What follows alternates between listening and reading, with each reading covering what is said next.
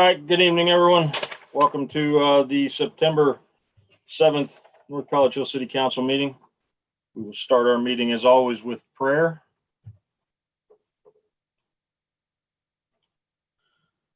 God our Father, we are all your servants. We trust in your mercy and love. We trust also in your guidance. Direct the meetings of this council of North College Hill to make good decisions for all the people who live in our city. Give all the members of this council wisdom and insight to know what is best for our city. Help us to be fair and just in all our decisions. Bless us all to do the very best we can with your help and guidance.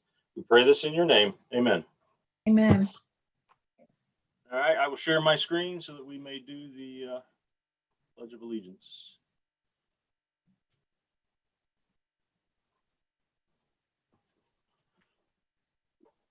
I pledge allegiance to the flag of the United States of America and and to the republic for which it stands, one nation, under God, indivisible, with liberty and justice for all.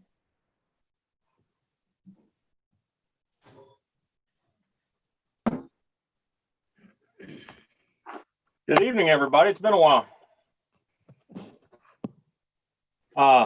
Ms. DeWald, will you please call the roll? Miss Bailey.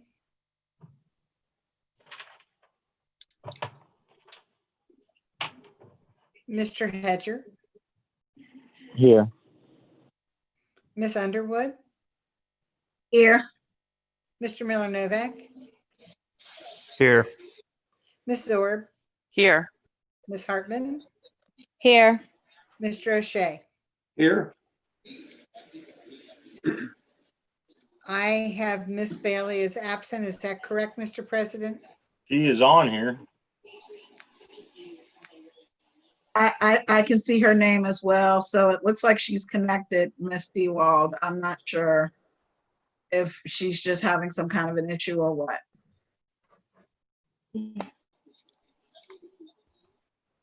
I am texting her now to see what's going on.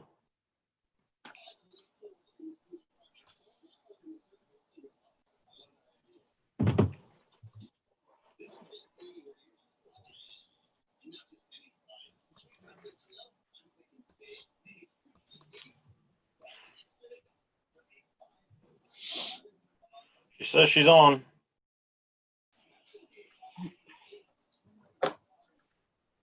I will mark her as present, although I don't hear or see her. It All won't members, let me unmute her. I'm sorry. It won't let me unmute her. All it's letting me do is ask to unmute. Drew, can you unmute Ms. Bailey? Let me try.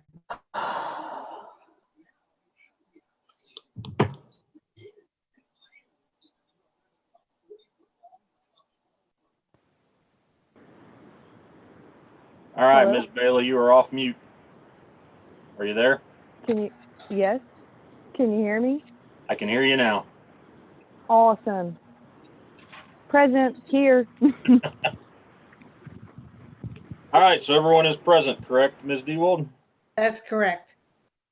All right, thank you. You have tonight's agenda.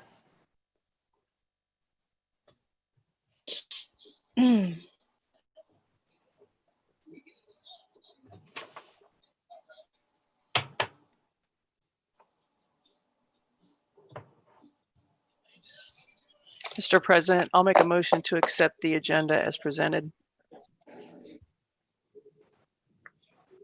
Mr. President, Ms. Underwood. I'll second that motion. All right, we have a motion from Ms. Zorb with a second from Ms. Underwood to adopt tonight's agenda. Discussion?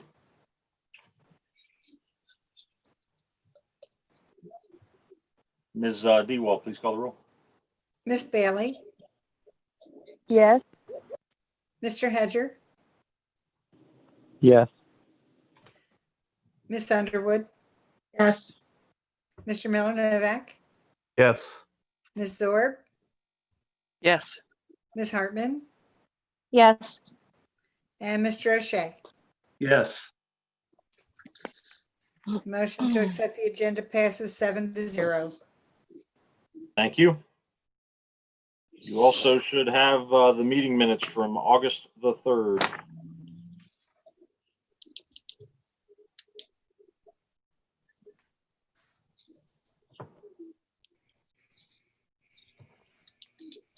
Mr. President. Ms. Hartman. I just want to address with what I said in the call of members. Yes, ma'am.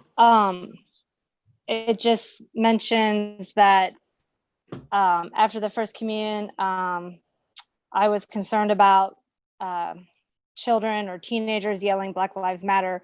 But what became the concern to the citizens of the church that live in the neighborhood and us was not them saying that, it was saying that they said white people suck, and that was completely missing. So I don't care that they were saying Black Lives Matter, but when they addressed the white people suck situation, that's when people felt concerned and upset.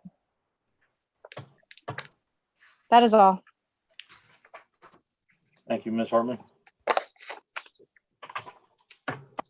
Mr. President, Ms. DeWalt. I will go through the minutes and get that written down exactly. Thank you.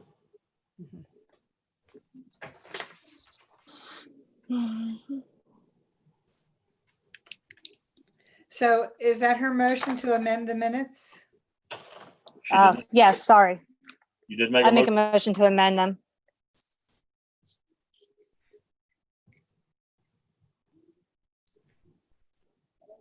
Mr. President, Ms. Underwood.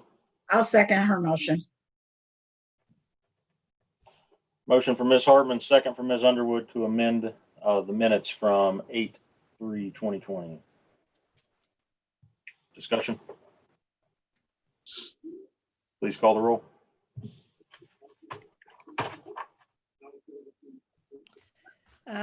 Motion to amend the minutes, Ms. Bailey, Yes. Mr. Hedger, Yes. Ms. Underwood, Yes. Mr. Miller Novak, Yes. Ms. Zorb, Yes. Ms. Hartman, Yes. Mr. O'Shea. Yes. Motion to amend passes 7-0.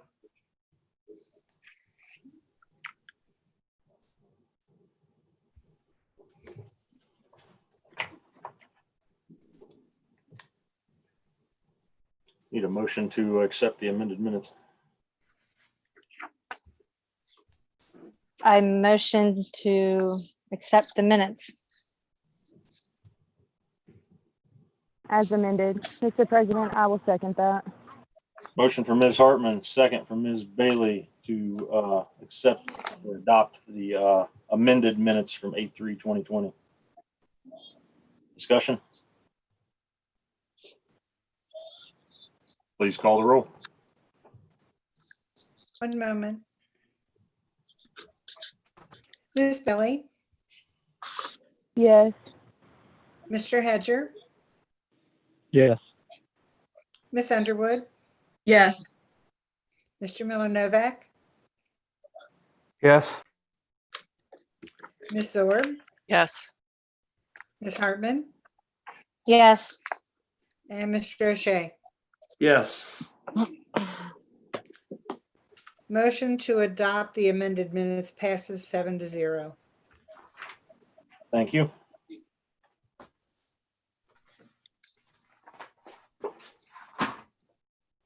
Ms. Dewald, when you're ready, communications.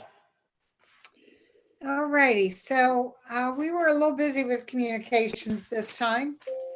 We have an email from Miss Diane Spalding, who lives on Galbraith and is concerned about the property next door to her.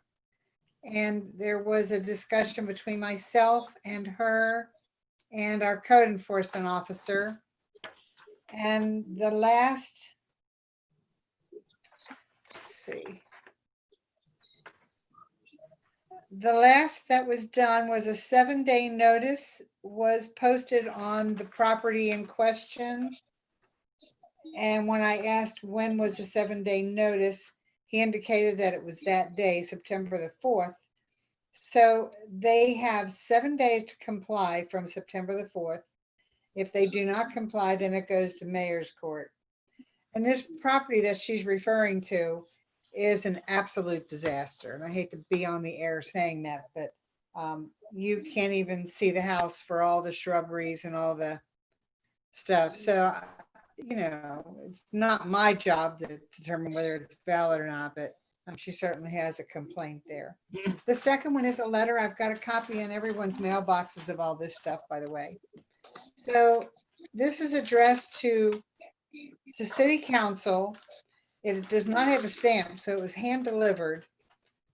Dear council members, and it's got C. Hedger, the letter C in Hedger. So I don't know if it's meant for him. The handwriting is rather poor. He said, I did my own auto survey on seven different streets, 3 hours at each street in pouring rain. You'd be surprised how many motorists don't know there's a state law that lights must be on during a rainstorm. He counted over 60 autos during a 3-hour survey. He thinks this is more of a problem than speeders. So let's start giving out tickets and make our area safe. The resident signed his name. It looks like C, the letter R, and the letter J. So I'm going to ask for Mr. Hedger to review that to see if he can determine whether it's meant for him or not. The next thing we have on our communications is the July monthly police activity report. There is a hard copy in everyone's mailbox as well as emailed. We have the mayor's monthly mayor's court report for August, and that is not in your mailboxes yet. I was having a difficult time with the printers again. So the last thing on the list is the July, August Cities and Villages magazine. And that's all we have.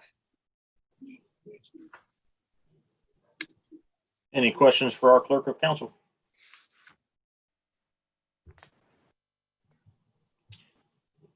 All right, thank you, Ms. Dewald. We'll turn over to committee reports, starting with budget and finance. Ms. Bailey. Hi, guys. This time we actually have not met since our last council meeting. Our next meeting will be September the 14th, where the department heads will give us their 2021 budget hopes, expectations, needs, wants. I would hope that everybody on council would like to come and listen to these guys. And that is September 14th at 7:30.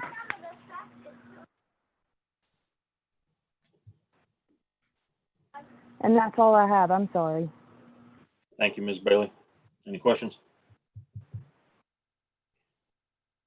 All right, next committee report is City and Community Development and Recreation. Mr. Hedger.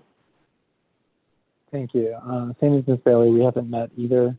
Our next meeting will be next Monday, the 14th. Hope to see everyone there. That's all I have. Thank you, Mr. Hedger. Any questions? All right, we'll move on to the Public Safety Committee. Thank you, Mr. President. The last time we met, I actually was having some technical difficulties, so I didn't really give a summary of our July meeting. So I have a summary of our July meeting in front of me, as well as a summary of our August meeting. At our July meeting, we discussed in depth, the issues with the fire department. We have a really great fire department, but they just need more resources. And so we discussed that in detail. We also discussed speed hump proposals as submitted and presented to us by Mr. Hedger. There was, a lot of discussion about that. We discussed the resolution regarding the Sundale project, which I believe actually made it to the floor of council. We just also discussed the resolution regarding the Galbraith and Goodman improvement project, and I believe that also has made it to the floor of council. With regard to the mayor's task force update, I did at the July meeting, I hadn't attended. I had missed a meeting, so I didn't have an update at the July meeting. With regard to the police task force, we haven't started yet, not yet, just because, there's the logistics of just trying to determine how to, I just don't want to send a blanket invitation and have, too many people show up to participate in that. So I'm just trying to determine a fair way to have, a good selection of citizens participate in that. And we briefly discussed safety procedures for in-person meetings. So, and Ms. Zorb kind of went into some detail about that. And with regard to that, Mr. Miller Novak just mentioned something that we kind of already know, that we need to figure out a way for the public to participate in our council meeting if it's not really safe and feasible for us to go back into council chambers. That was our July meeting. At our August meeting, let me see.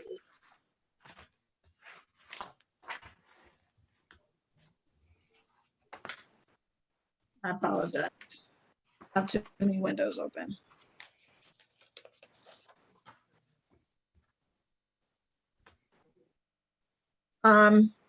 Actually, Chief Fells attended that meeting with us, and he explained there was an issue where the fire department did not have enough people to staff the ambulance.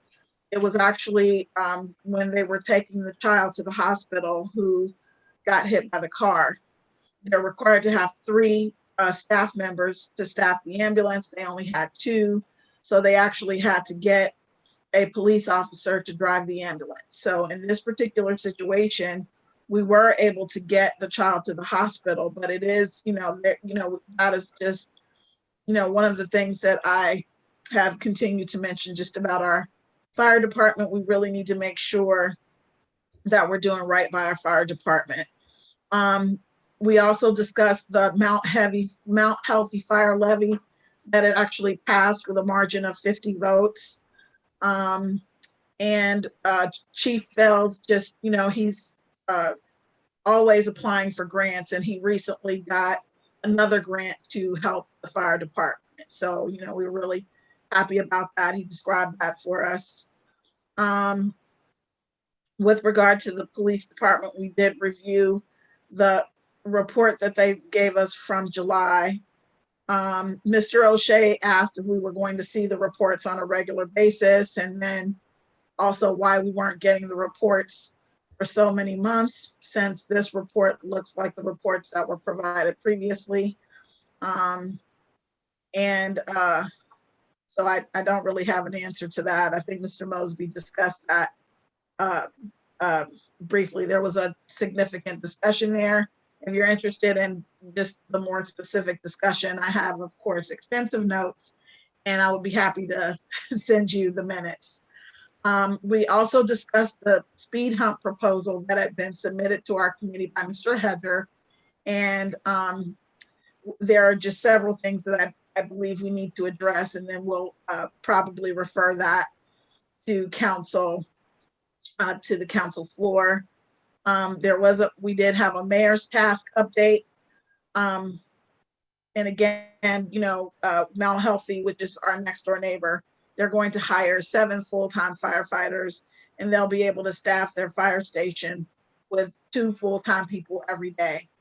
And currently the North College Hill Fire Department can only staff 1 full-time firefighter every day.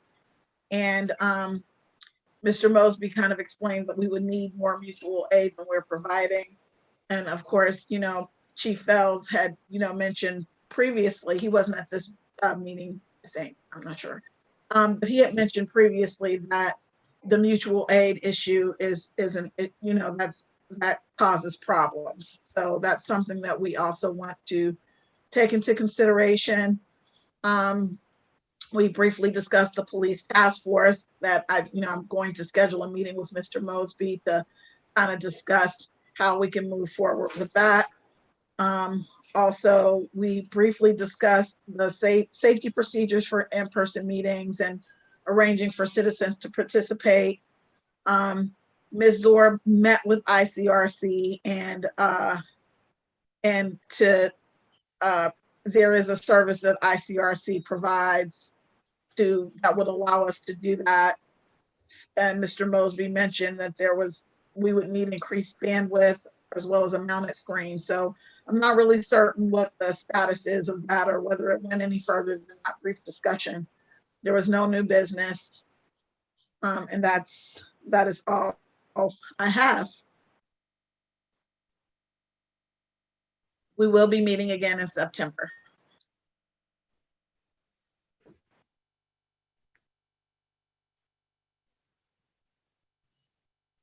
Yes, I was muted. September 28th, correct? If that's the fourth Monday, yes. It is.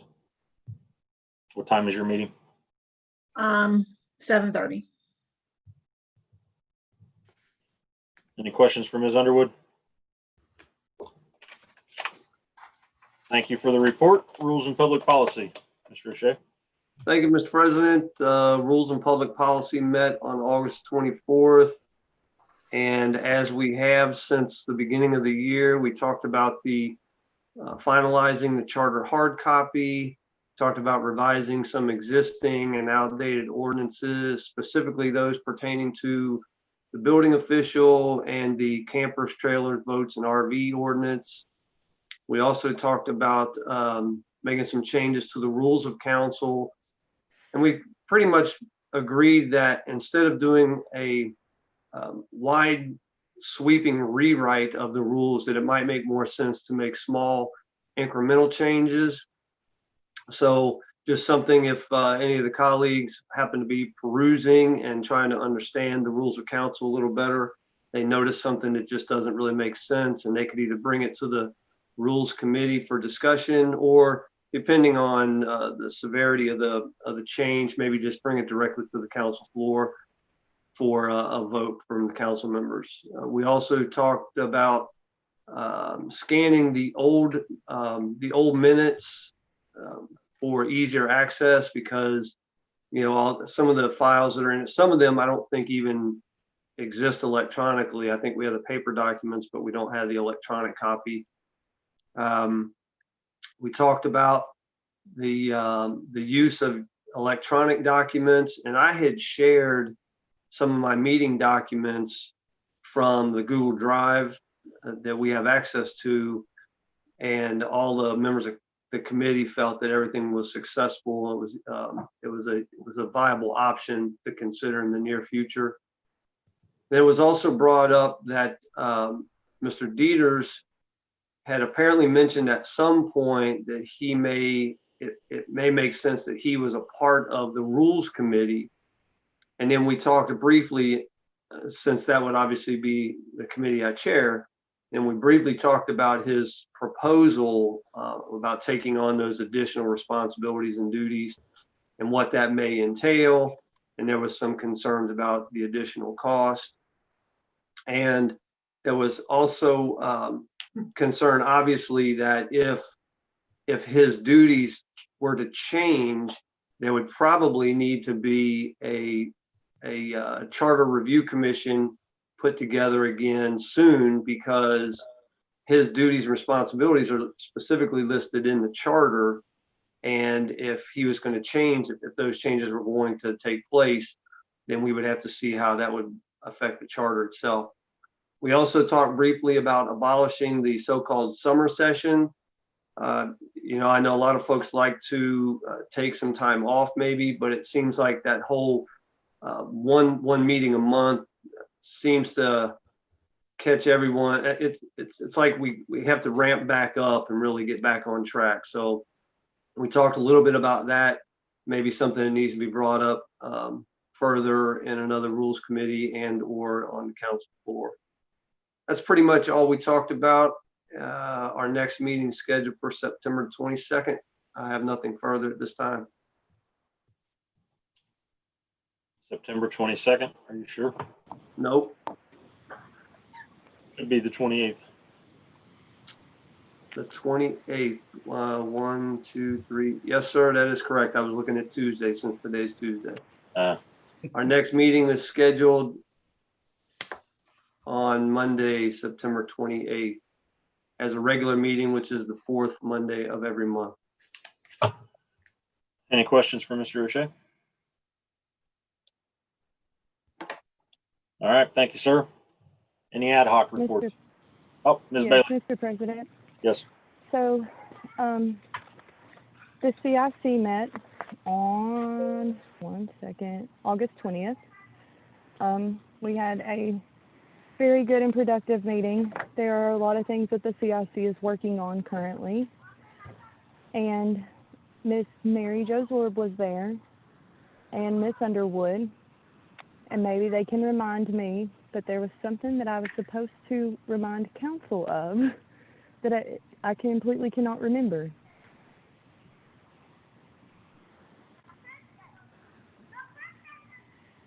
Miss Zorb, Miss Underwood? I, See me, we're both shaking our heads no. yeah, Neither one of us I'm had not it. sure. I'm sorry. Okay, I think, and I will refer back to my CIC meeting minutes. Mr. Mosby was also there. Mr. Mosby, was it over possibly rezoning some areas? Was that it?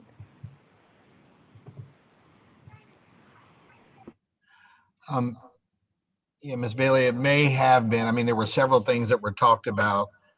One of them was some property that was purchased on Catalpa, but I have since found out that that is actually property that's located in a flood zone. So I don't think that that property would be good for any type of redevelopment. There was also the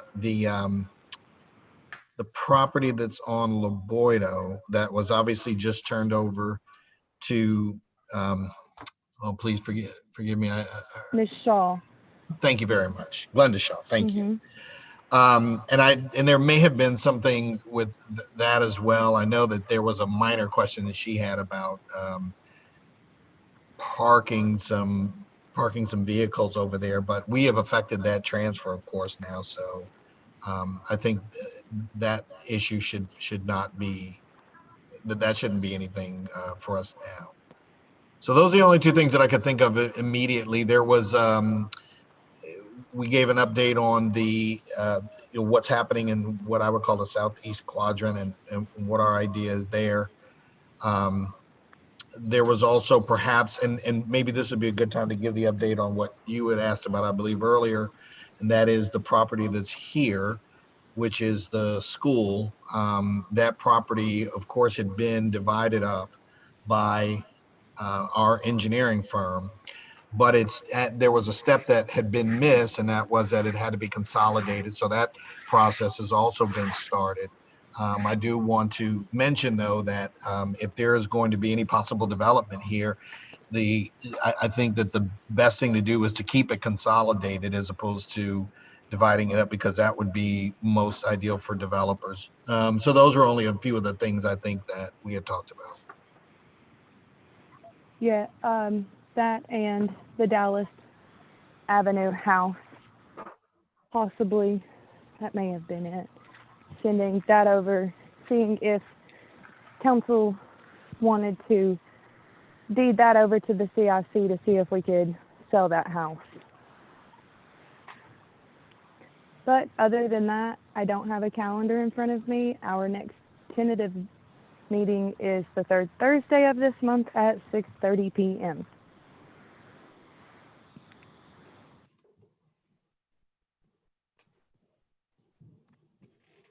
It would be the 17th.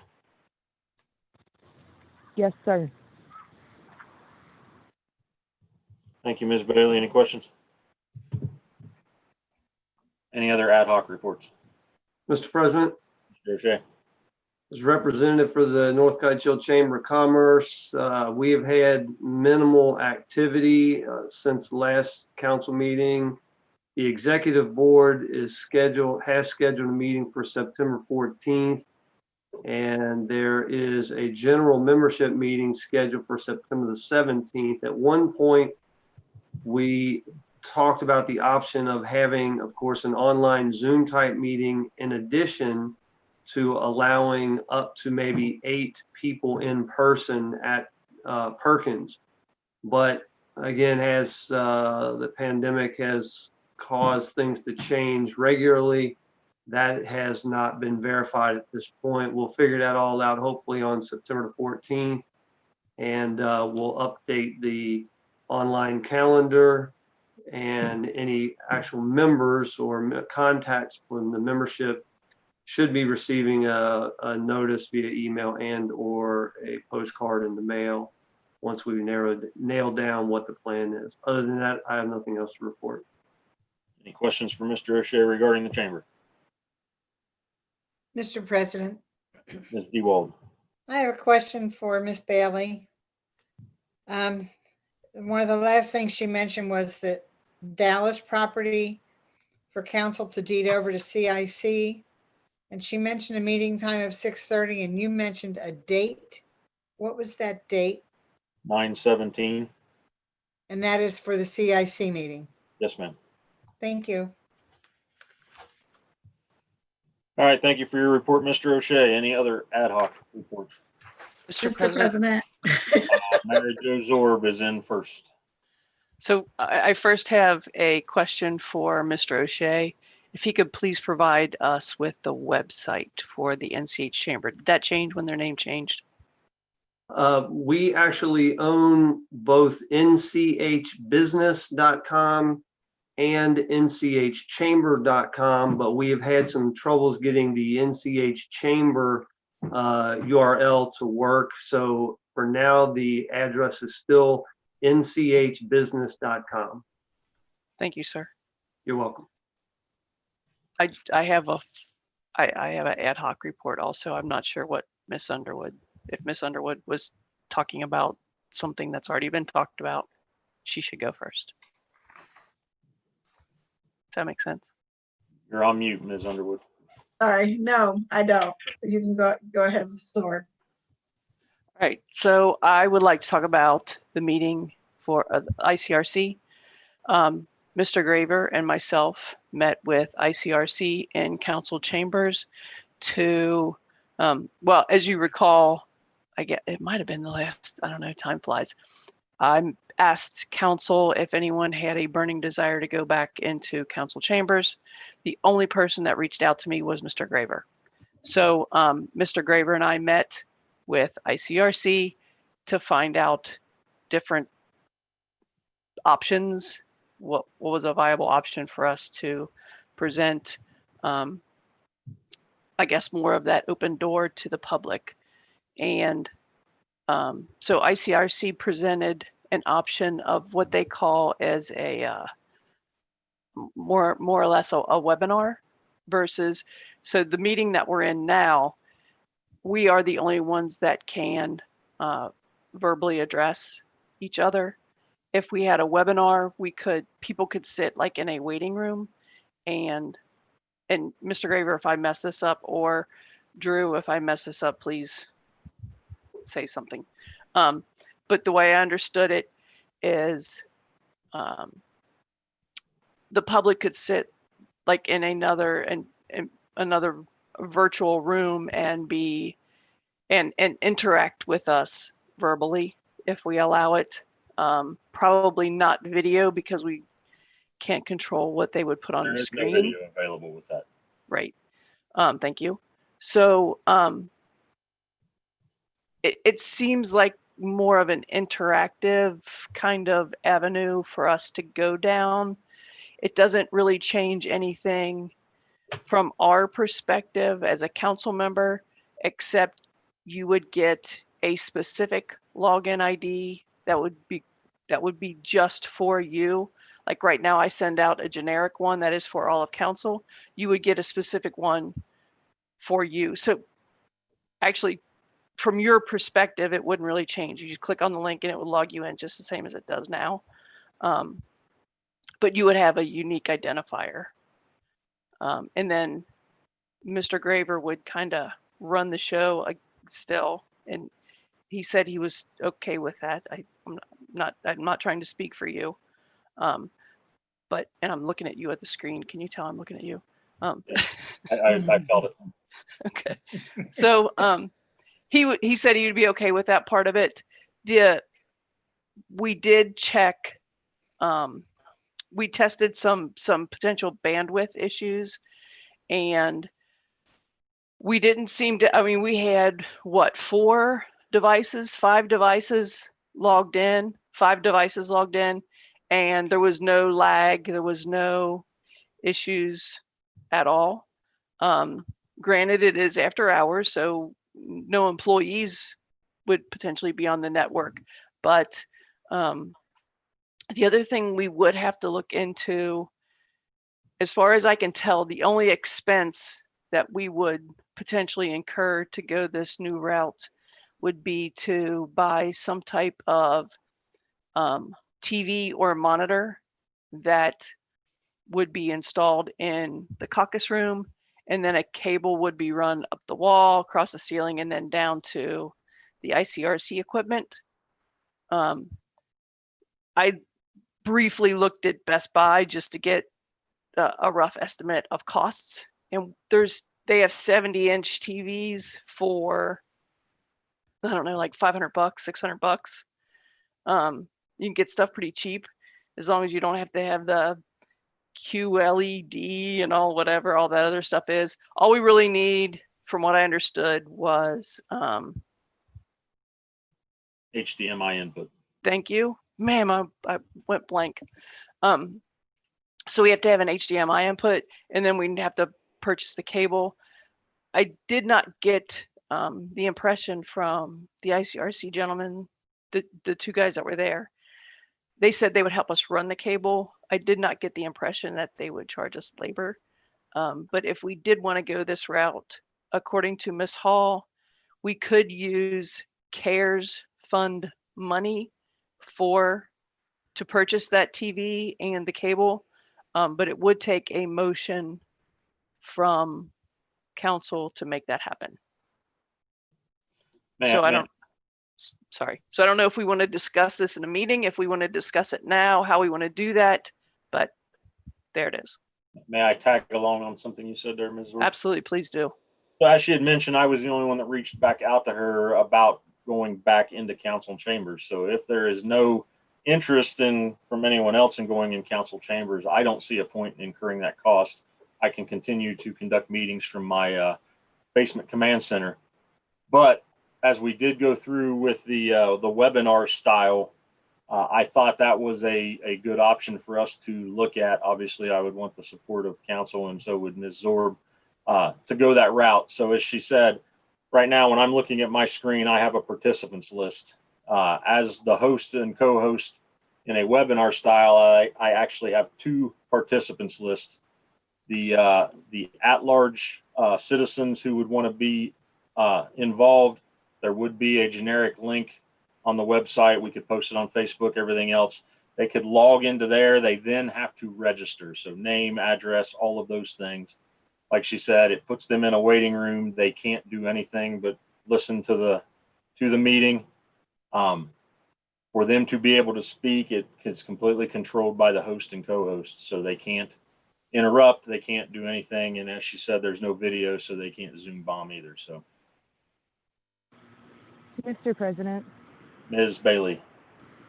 I would actually like to go back to council chambers personally. We got a dog and my kid, and I think that I could focus a lot better there than being at home.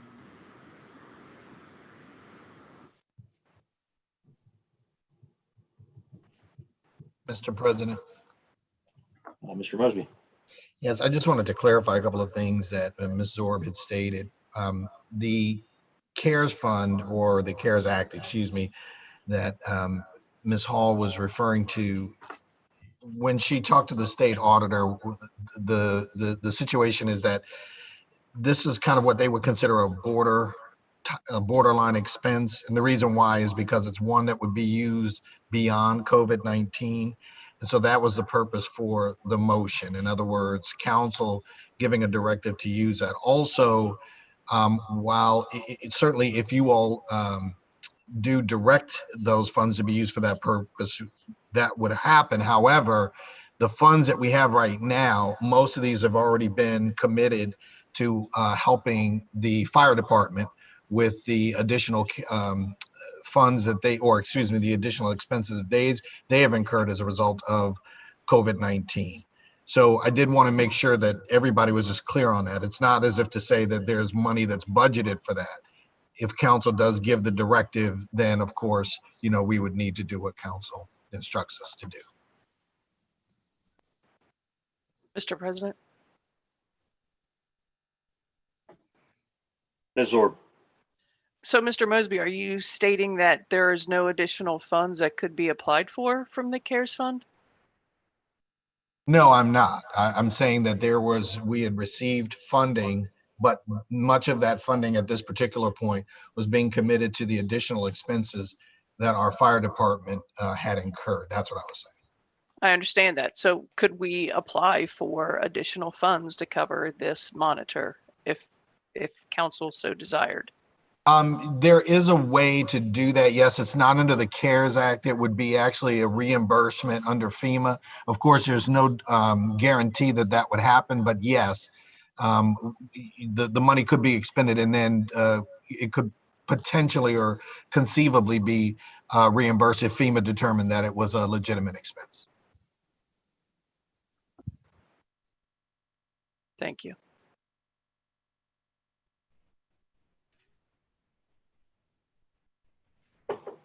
As a side note, I got this idea.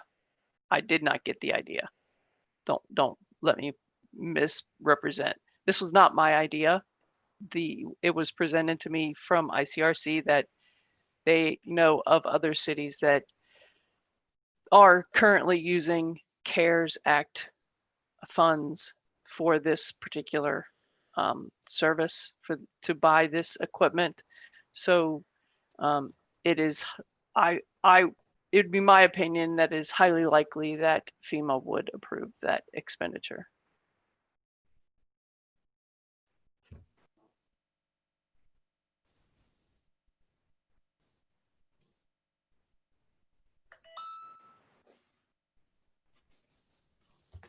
Any other discussion? Mr. President, Mr. Miller Novak. I'm personally, I mean, I've seen at least one township pull off doing a Zoom meeting and having the public participate. I mean, it seems like the ultimate amount of safety. And it seems like the cheaper path. Am I wrong about that? I mean, we don't have to buy a monitor to do that. Is that correct? You would be correct on that. We could go to the webinar style meetings without any additional expense and continue running from our homes.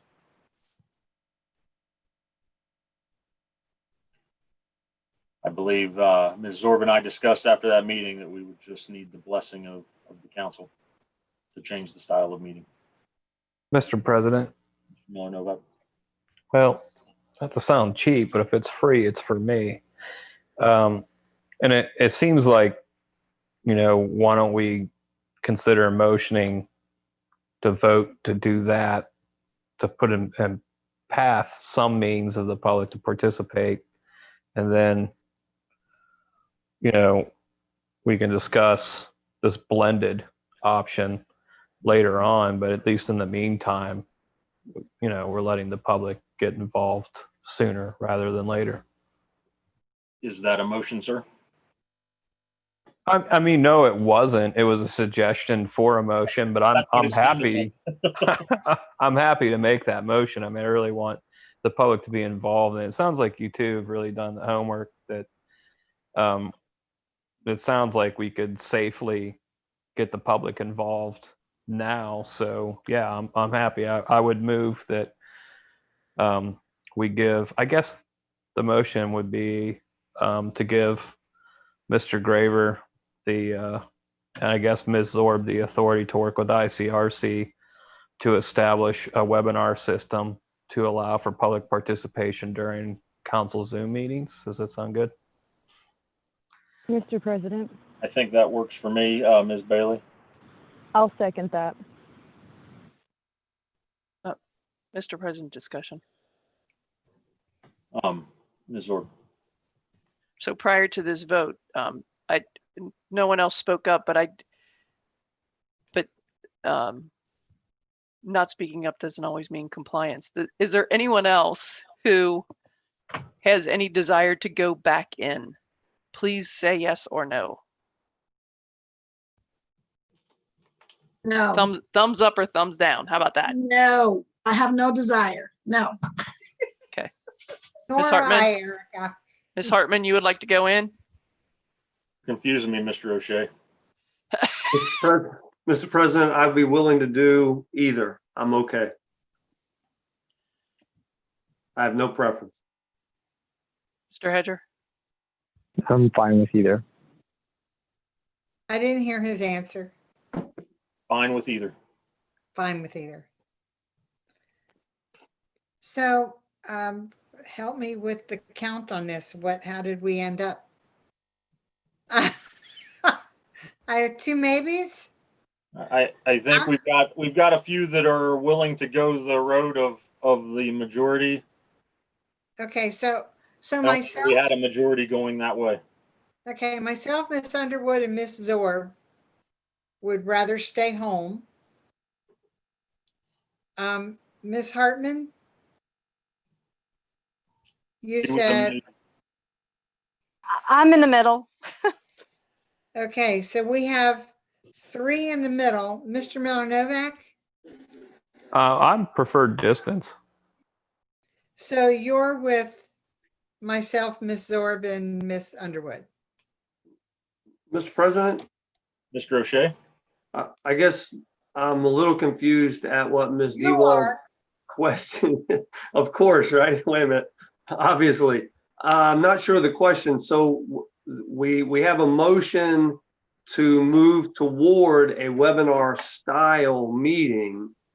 But I know Ms. Zorb was just trying to get an understanding of who is really interested in going back into council chambers. But does that change the motion and the second that's on the floor? No, it does not. Ms. Dewald was just trying to capture the what the what's the word I'm looking for here? To Trying to see who- capture, yes, just to see who was wanting to go back. So the only true affirmatives were Ms. Bailey and myself. So, Okay. all right. So if there's no other discussion, we do have a motion to give authority to Ms. Zorb to work with ICRC to change our Zoom meeting style to webinar. That is a motion by Mr. Miller Novak, second from Ms. Bailey. Please call the roll. One moment.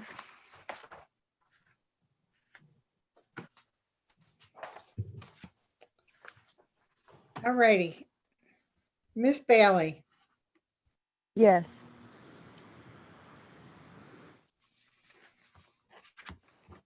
and just to clarify, Mr. President, this is to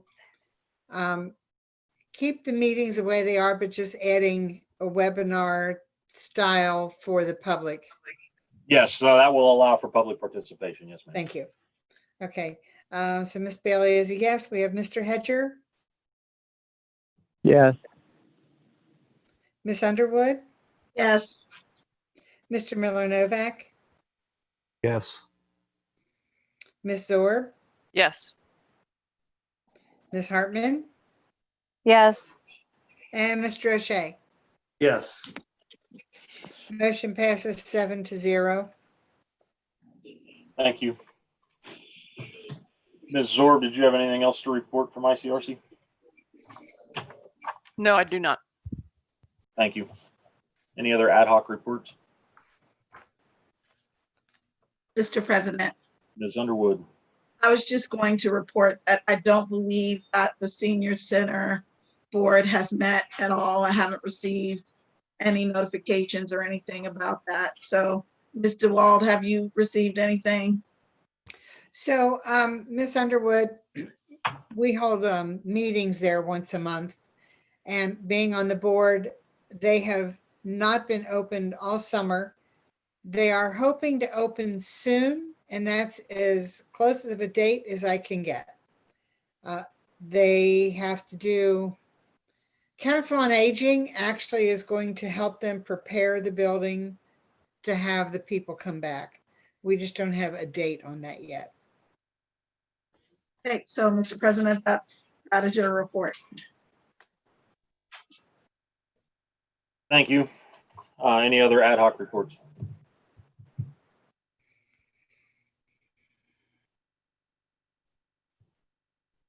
All right, I hear none, so we'll move on to administrative reports.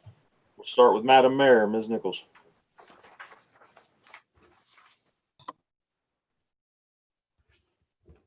It's not working. Good evening. I hope everyone's doing well. Excuse me. Mr. Mosley, can you put yourself on mute? It is on. I have an echo. I have a couple things. The first thing is everyone knows that school has already started back, and we've been getting not necessarily complaints, but as you know, that the city has an ordinance, which is a curfew ordinance for the kids, where they're not allowed in the parks between the hours, I believe, of 8:30 to 2:30.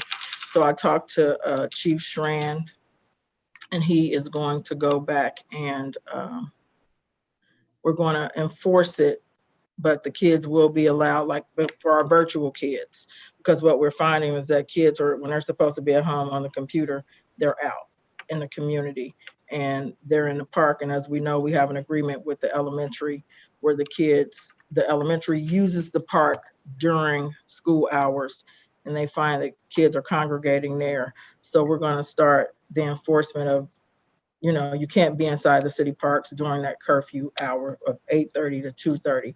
So the school district is going to send out something, just so you know. I talked to the chief again, like I said, and he's not going to, stop a kid maybe during the lunch hours if he's going to walk to McDonald's or if he's walking somewhere to get something to eat. So just look for that when you see the kids out.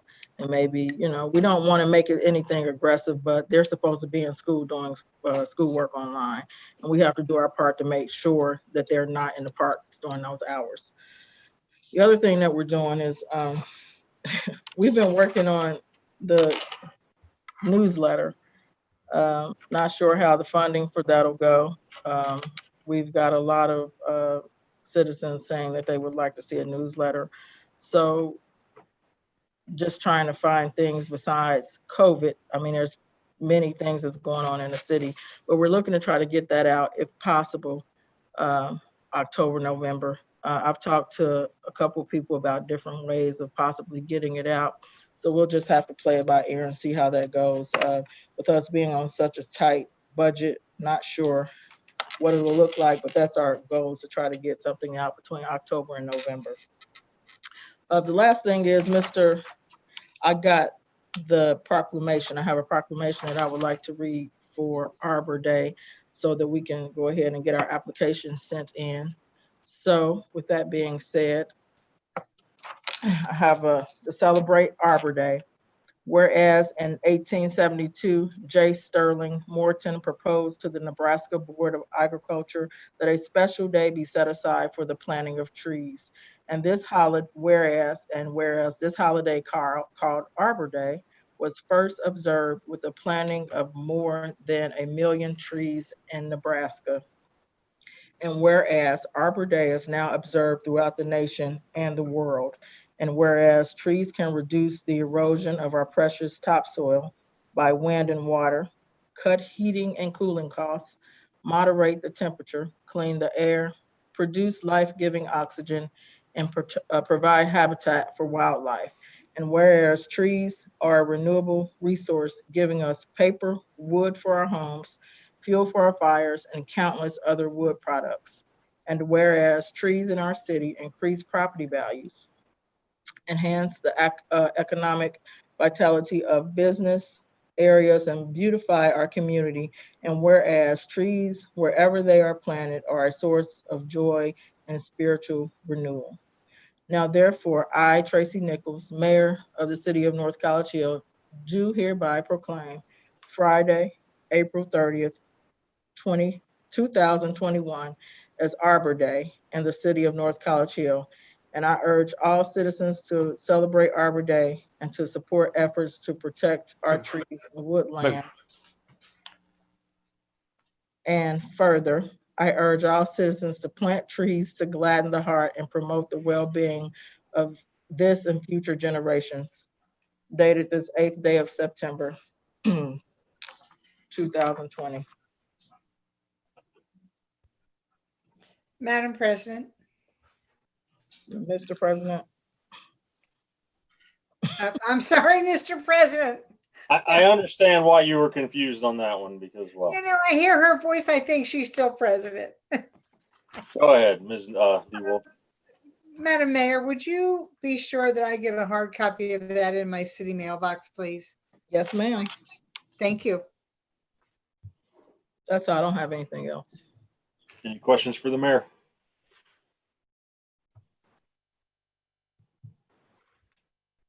Thank you, Madam Mayor. Next report is from the city administrator, Mr. Mosby. Thank you very much, Mr. President. I would first like to say that I do hope that you and the other members of council had a good holiday weekend. I wanted to actually begin with some good news, and this is from our fire chief. He sent an email about a call for a cardiac arrest that occurred on August the 1st, and so I'll just read what he shared. He said he spoke with the assistant manager at Subway regarding a run that our fire department had made on the manager's mother in a cardiac arrest call on August the 1st. And she and her father wanted to express gratitude for the efforts that they made on that day. And to make a long story short, sadly, her mother ultimately passed away several days later due to complications from heart failure. But their efforts ultimately regained a pulse, allowing the family to have time with their mother, to say their goodbyes, which they otherwise would not have had. And so they were extremely grateful and wanted to make sure that that expression of gratitude was extended toward the fire department. So I did want to share that with you all. Speaking of the fire department, there was also another update that I had on that. We actually had one of our, I believe it was Ms. Underwood who had mentioned about we have one full-time firefighter on duty.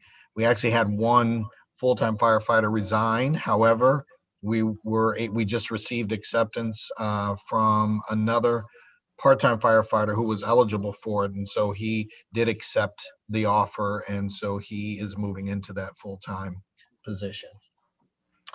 As you all know, of course, this has been a very eventful year, and in no small part due to COVID-19, of course. And one of the things that I've tried to do is to make sure that we keep council definitely updated and informed as to where we are with the budget. The good news, of course, up to now has been that we have been able to sustain ourselves due to both a combination of just controlled spending. We have not asked any of the departments to make any major cuts as we had done toward the end of last year, as many of you remember. As well as we have been fortunate enough to actually receive some additional revenue. And I'm not talking about the COVID-19 funding or the grants. I'm just saying that we have benefited from additional revenue. In other words, our when we forecast down our budget revenues, we have been up slightly above that, probably to the about 9 or 10% above budget as far as revenues are concerned. However, I did want to just inform council that during the upcoming budget, and I'm very thankful that Ms. Bailey had mentioned that there will be a presentation by the different members of the administration. Each department head will be making their presentation next week. But I will tell you right now that we are being very skeptical about the upcoming budget. So we are probably going to forecast down, and primarily because we don't know what the extended effect of COVID-19 is going to mean for our community. So I did want to just make sure that everybody was aware of that.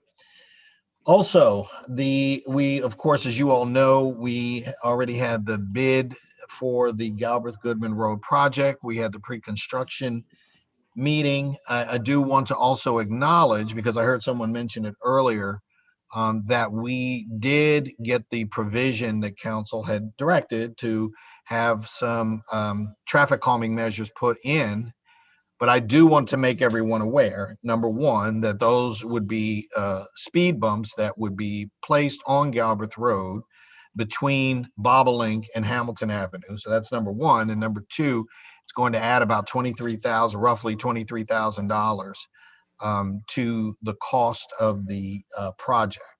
The project is right at this particular point is scheduled to begin around November.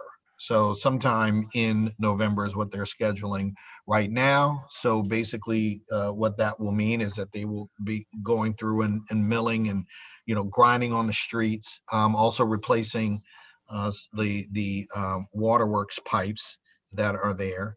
And then also they're going to be doing work on Goodman Avenue. And so that is going to last into 2021. But that work will begin toward the end of this year. So it should not be that much longer that we would have to ride on a rickety street, basically, between Galbraith and Goodman. Mr. President, that is all I have for right now. Mr. President, Ms. Underwood. I have a question. Sorry. I have a question for Mr. Mosby.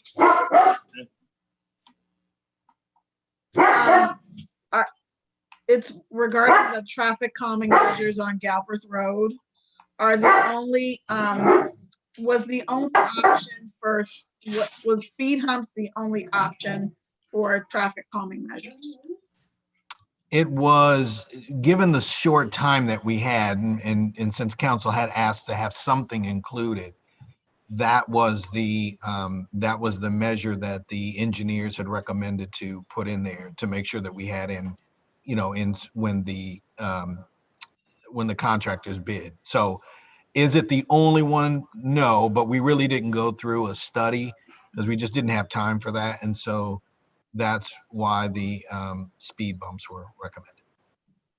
So are the speed humps a done deal on Galbraith, or is that something, I'm just trying to figure out like. No, I'm sorry, that is a good question, Ms. Underwood. It's not necessarily a done deal. If council came back and said, look, we already have 5 traffic signals there. If we put, speed bumps on Galbraith Road, we realize what that can do to traffic.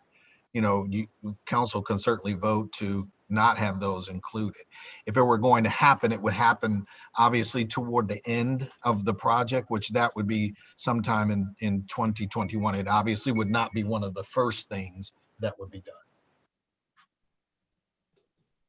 Mr. President. Ms. Zorb. I guess I would like to add that when I voted to amend that resolution to add traffic calming, I did not have in mind to put speed humps on Galbraith Road. To me, that's slowing the speed, not calming the speed. So I don't know if there's a difference in definitions there, but to me, that's not traffic calming. I would argue that the way it's so, as you put, rickety now, that's basically speed humps in there now on Galbraith, and it isn't doing crap to slow down traffic. So I don't know. Mr. President, Bailey. when I voted to amend that ordinance or resolution as well, speed bumps were the last thing that I thought that we would use for traffic calming measures. I agree with Ms. Zorb wholeheartedly, and given that something that would be traffic calming, wouldn't happen until the end of the project, could we budget X amount of money into that and then game plan on what traffic calming would be, or does it have to follow the tune of speed humps? Mr. President, may I answer that question? Yes, Mr. Mosby. So again, it is a good question. The short answer is no, they do not have to be speed humps or speed bumps.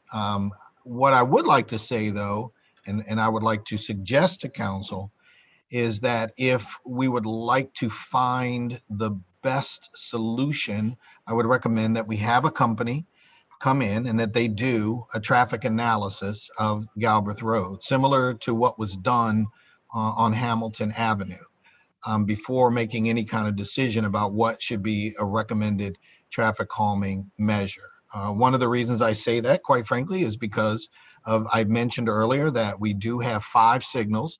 And I'm including, when I say 5, I'm including the signal at the intersection of Galbraith and Hamilton. But that is quite a few signals that we have just between that short span. ODOT actually recommends anywhere a minimum distance between signals of 800 to 1,000 feet. So obviously we're well under that.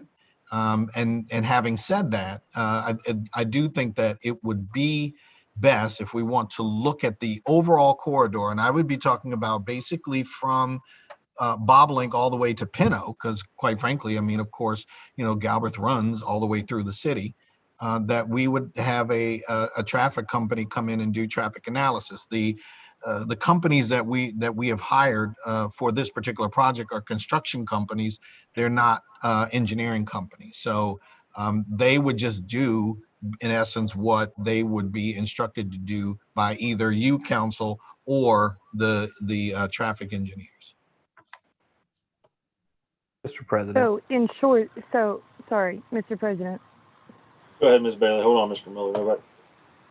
So in short though, if we accept the bid with speed humps in there, then yes, we have to put in speed humps. It doesn't buy us time to figure out what we could direct the construction company to do, right? I'm sorry, no, I guess I didn't understand your question properly. No, that is not correct. The amount was added into the contract. However, we would be the ones paying for it because it's not part of the grant or loan money that we got from OPWC. So yes, it was added in, but it does not necessarily mean that they have to be included in the project. Okay. Mr. Miller Novak. Yeah, I mean, Mr. Mosby, I don't know. I mean, maybe we need to amend the ordinance. I mean, I mean, my 2 cents is just putting a speed bump on Main Road. Like, I've never driven anywhere. Again, I'm not an expert. I just don't think I've ever driven anywhere where there's speed bumps on like a main strip, and Galbraith is certainly one of our main strips. Number one, but number two, I don't know if it's considered traffic calming, but I've always wondered why we don't have some kind of warning light above the crosswalk on Galbraith and how much that might cost if it's just another reminder to maintain speed. I don't know. Maybe that's why we need to get engineers to do some proposals.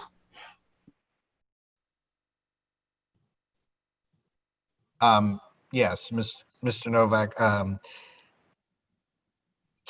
Yes, it would be the best thing to do would obviously be for us to have traffic engineers come and look at it. You would not need to, the ordinance itself does not need to be amended. Council passed a motion giving me the direction to give to the engineering company. So basically, if council passed a motion and said, no, we don't want to add the speed bumps right now, that would suffice.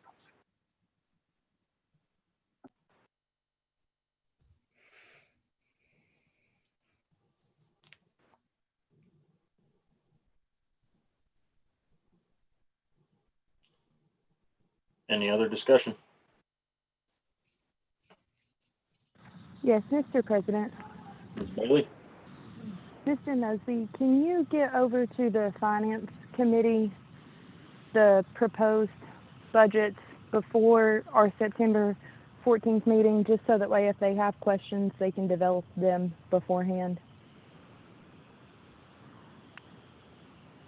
Yes, Ms. Bailey, we are actually working on that right now. So you should probably see those by Friday. Awesome, thank you. Mr. President, Ms. Underwood. I have one more question for you, Mr. Mosby. I just want to verify that there are currently no plans to put speed humps on Galbraith Road.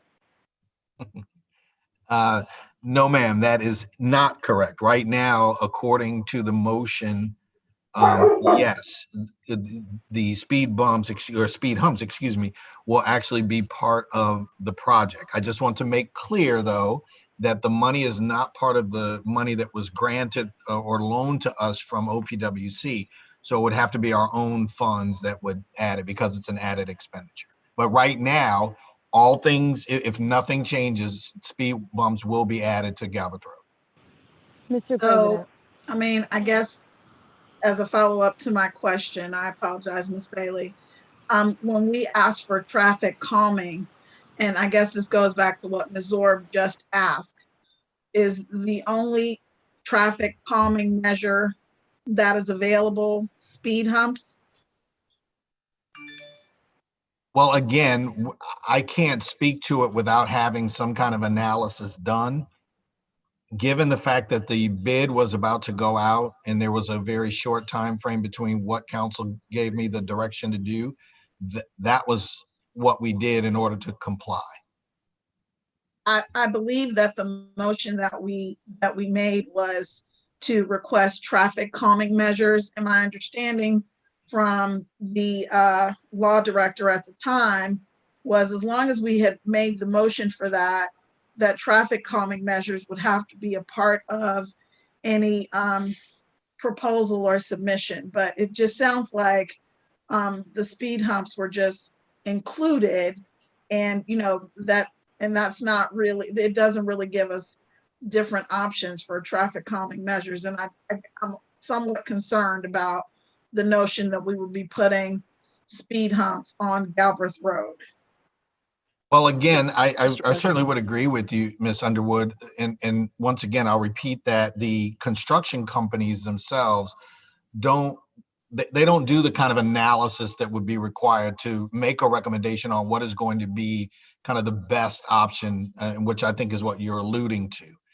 That is the challenge here. So all things being equal, ideally what would happen would be that we would have an engineering company come in and actually do an analysis of the entire corridor. That's what I was mentioning earlier. And so trying to answer Ms. Bailey's question, I'm simply saying that given the direction that you all have chosen up to this point, on all things being equal, yes, speed humps would be added at the end of the project. Mr. President. Mr. President. I think I heard Ms. Zorb a few minutes ago, so I'll go to her first, please. Thank you, sir. So I searched real quick and found the minutes for the August 3rd meeting. And the motion that was taken at that time by Ms. Underwood, it says Ms. Underwood moved to, and pardon me reading to everyone, but I want to get this right. It says Ms. Underwood moved to amend the appendix to require all bids to do a traffic survey for traffic calming solutions on Galbraith Road. So unless someone tells me that speed humps are traffic calming and that was recommended by a traffic survey, then that is not the motion that we passed. Well, I think what I'm saying, Ms. Zorb, is that construction companies don't do traffic analyses. That's the point that I'm making.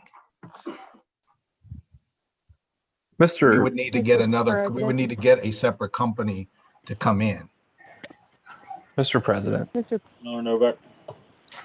Okay, so Ron, I mean, I think I understand, what you're saying. I understand what they're saying. I think I understand what you're saying, but I'm guessing the companies that there's a general contractor for the companies that repair streets, and it's just not something they offer to do a survey. So we'd almost have to have two separate resolutions if we want to do this. One to just repair the street, and a second one to put out a bid for a traffic survey, is what you're saying. Like, we could do exactly what we want to do. We just need to do it in part 1 and part 2, correct? Yes, Mr. sir. President, Yes. I was prior to Mr. Novak. I apologize. I did not hear you, sir.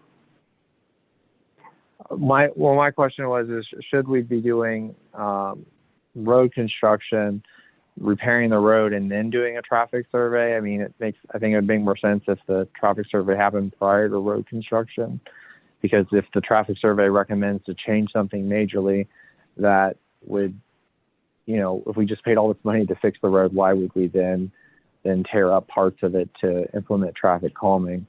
Should one come before the other? I agree with Mr. Novak and Mrs. Zorb on their analysis, because I do remember it being requested that it was a survey beam and not just speed humps.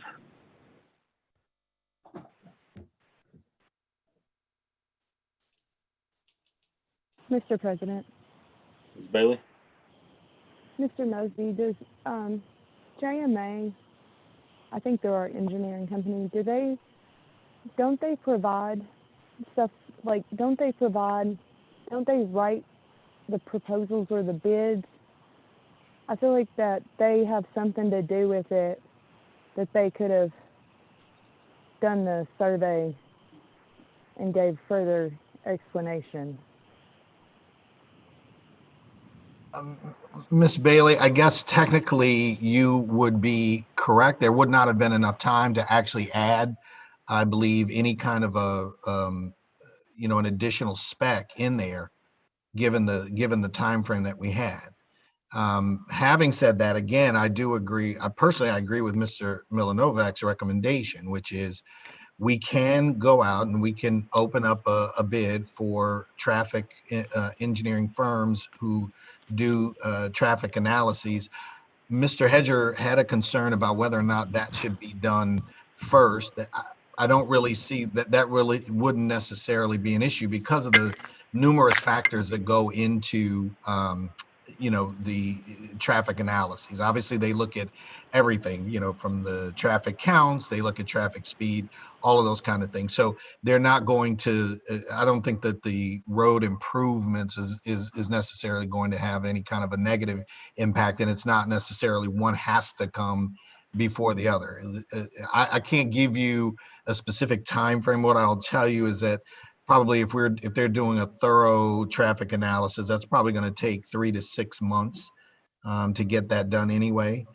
So that would be something that could be done after the conclusion of the project, in which case then we would be able to then look at what might be some ideal additional traffic calming measures. But I will tell you once again that part of their analysis is going to say, I already know that we have several signals within that short corridor. And when I'm saying short corridor, I mean, I'm talking strictly between Bobolink and Hamilton Avenue.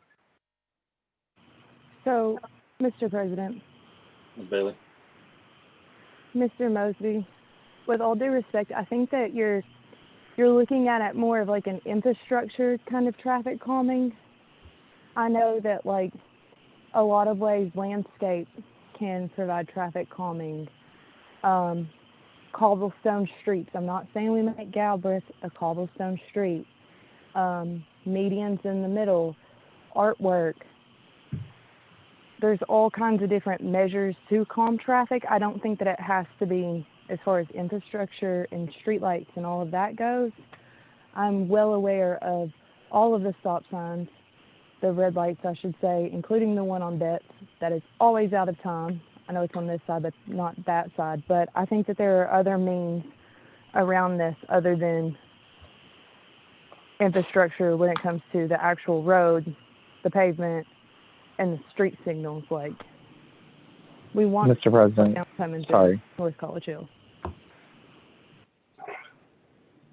Mr. Hedger? Well, I'm agreeing with Amber. If we do a street survey and they come back and say, widen the sidewalks, decrease the size of the roads or whatever it might be, is council going to want to make that call, or administration want to make that call to say, okay, now we just finished paving all of these roads and redoing everything. Do we want to make just rip it up and, put in whatever their recommendations are to slow down traffic? I mean, I know you keep saying that we have all of these stoplights that are on Galbraith, but I mean, there are tons of accidents on Galbraith just in front of my house. There's been millions of them. There's people speed down the middle of the median constantly. So, I mean, saying there's stoplights isn't really addressing it. It sounds like you are minimizing the issue. Mr. President. Mr. Miller Novak. Well, I don't know that he's minimizing it. I think he's just doing the best he can to explain our options. I think, correct me if I'm wrong. My problem is, and it sounds like maybe everybody's problem, is necessarily what the traffic survey would entail. Would it just entail construction methods to address traffic? Would it entail lights? Would it entail other things that are, I don't know. I don't really know necessarily how, Christian's necessarily defining the word infrastructure, but I don't know if lights are considered infrastructure. I think they kind of are, or different signals, different signage. My understanding is they would include not just things in terms of pavement and construction, would also include lights. If I'm wrong about that, please let me know.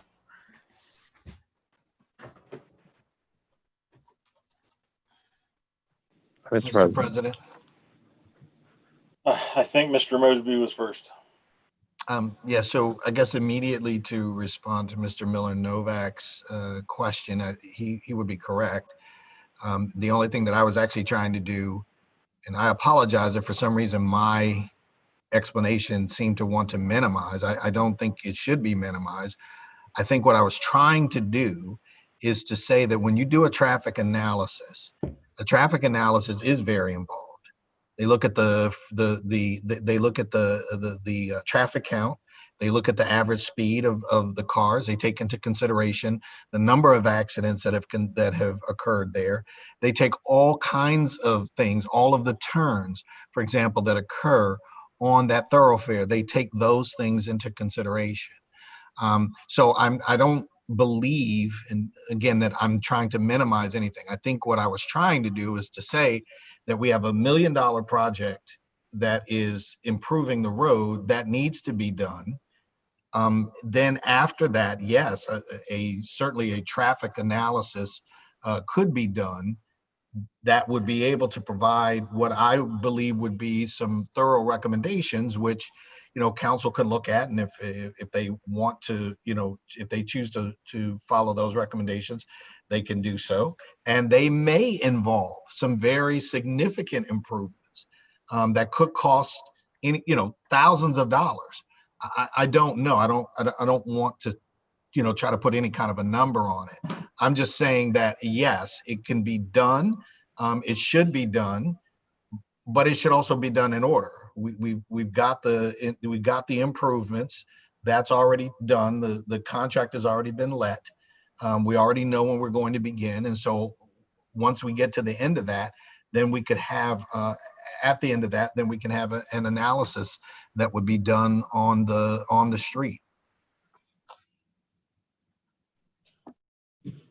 Okay, so right now we do know that we have a construction project that is scheduled to begin in November, confirming that right now it includes speed humps on Galbraith Road. Is that correct, Mr. Mosby? Yes, sir, that is correct. I do not believe we should have speed humps on Galbraith Road, so I think we need to address that. I agree, Mr. President, I apologize. Ms. Underwood. I just, I'm not gonna keep belaboring this point, but my original intention for the original motion was not for us to necessarily put speed humps on Galbraith Road. As a matter of fact, I kind of feel like, and maybe I'm misunderstanding something, so if I'm incorrect, please correct me. But I kind of feel like we made a motion, it passed, and then it was ignored. That's kind of what I'm feeling like right now. So, and that, we're presented with this option, which is clearly not the only traffic calming solution, but we're presented with an option that, is just completely, none of us want speed humps on Galbraith. That's just not a good idea. So it's just, kind of this way to try to get us to not ask for the traffic calming solutions. that's just my 2 cents. So I agree with Mr. Graver. And just whatever we need to do to avoid putting speed humps on Galbraith, I'll do that. But I still feel like, you know, if I ask for somebody to paint my house and I just say, but by the way, you need to figure out what color is going to look best next to the other houses, and they say I can't do that, then I find a different painter. That's just my opinion. That's maybe I'm, you know, kind of whatever. Anyway, what do we need to do to avoid the speed humps on Galbraith Road? I think that's the issue at this point. I believe we need a motion to remove that from the contract, correct, Mr. Mosby? Mr. President, Ms. Zorb? I would add that council didn't put that in the contract. You didn't? I'm going to go back to my original, when I read this, our motion was not adhered to. So why should we have to make another motion that would not be adhered to? Good point.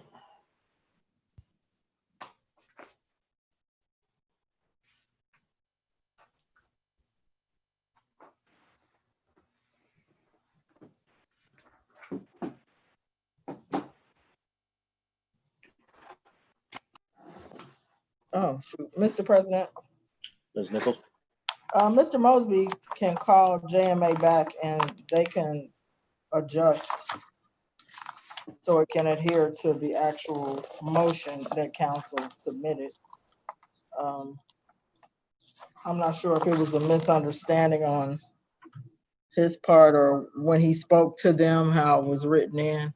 But we know that traffic calming solutions are a numerous amount of things. I don't see why he cannot call them back and say, I'm not interested in speed humps on Galbraith either. I really thought we were talking about speed humps on residential streets.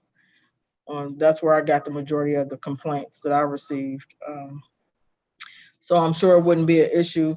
And then you also know the council, as you all know, I don't have to tell you this, you appropriate money. So if you decided not to appropriate that difference for those speed humps, they wouldn't go in anyway because we couldn't pay for them. So Mr. Mosby will call them and get that adjusted. Okay, thank you. Anything else for the city administrator? Yes, Mr. President, there is one last item. Yes, sir. We have toward the end of the year, actually, this is 2020. We have two collective bargaining agreements that have to be negotiated. One is for the part-time firefighters, and then the other is for what I would call our public works union. In the past, I guess typically the way that it's been done is the city administrator had basically kind of negotiated with the union rep and with the law director, and then they would come back and they would give it to council, and then there would be kind of a bouncing back and forth. I would like to recommend that this year we do it different, that we have some representatives of council actually participating there from the very beginning. And then that way, hopefully we can actually get things worked out within the time frame. Both of those contracts expire December the 31st of this year. So I know that the union reps have already reached out, at least from the firefighters. So we're going to be going into negotiations probably no later than October. Okay, thank you. So at the request of the city administrator, I have been asked to appoint 2 council members to participate in negotiations with both local, what is that, 10083 for the public works, and then the AFSCME local representing the part-time firefighters. So if you have interest in participating in that, please send me an email so we can make some decisions on who would participate. So again, one for that we would like to have 2 for the public works and 2 for the part-time firefighters. So reach out to me ASAP. Let me know what your interest is in either or both, so we can make some appointments. Again, you would be involved in sitting in on the negotiation process, and hopefully that would help get communications back to the council quicker. Mr. President, Ms. Zorg? I have a question. Would those meetings occur during the day or in the evening? Mr. Mosby? Ms. Zorba, I guess it would really kind of depend. Most of the time they are during the day. But I guess if there was some special need, we could obviously work with the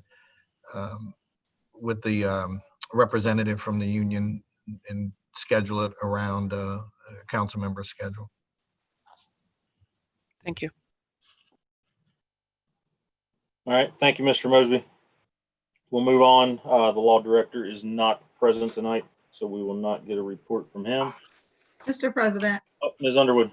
with regard to the law director, we haven't really discussed or made any kind of decision about his proposal to council, and I just kind of want to put that on everybody's radar. I know it's 8:30 now, but I mean, I'm not suggesting that we do it right now, but it is something that we need to address, because one of the things that we had asked for was that he participate in council meetings, and he was coming for a while and now he's not here again. So I just think that's something we need to figure out and address. And I apologize for my associate. He just seems to be like unhappy about the lack of attention he's getting right now. Mr. President, Ms. Bailey? Ms. Underwood, I had asked everybody to the Finance Committee meeting on the 14th because I do plan on putting executive session on there to wrap up that, among other things. Thank you, Ms. Bailey. Mr. President, Ms. Dewey? could you have Miss Bailey repeat that? When she speaks so softly, it just doesn't come through. Ms. Bailey, would you care to repeat? No, sorry, Ms. Sewell. I had said that I asked everybody to come to the finance meeting that was able to, because on the agenda I was going to put and go into executive session to finish up talking about Mr. Dieter's and some of the wage ordinance problems that we've been discovering along the way. And so I just wanted to reassure Ms. Underwood that it is coming soon. Promise. Okay. I don't know why I have such problems. So executive session, and then what did you say after that? Or maybe I should just call you tonight. I can surmise if you would Oh, like. thank you. That would be great. I can hear So you better. at the Budget and Finance meeting this coming Monday at 7:30, she has requested that all council members participate because she is going to call an executive session to discuss the law director's proposal. Okay, thank you. All right, next line item is a finance director report. I do not see Ms. Hall either. But isn't it nice that I finally put it on the agenda? Yes, ma'am. Thank you. All right, that takes us to call of members. Ms. Bailey.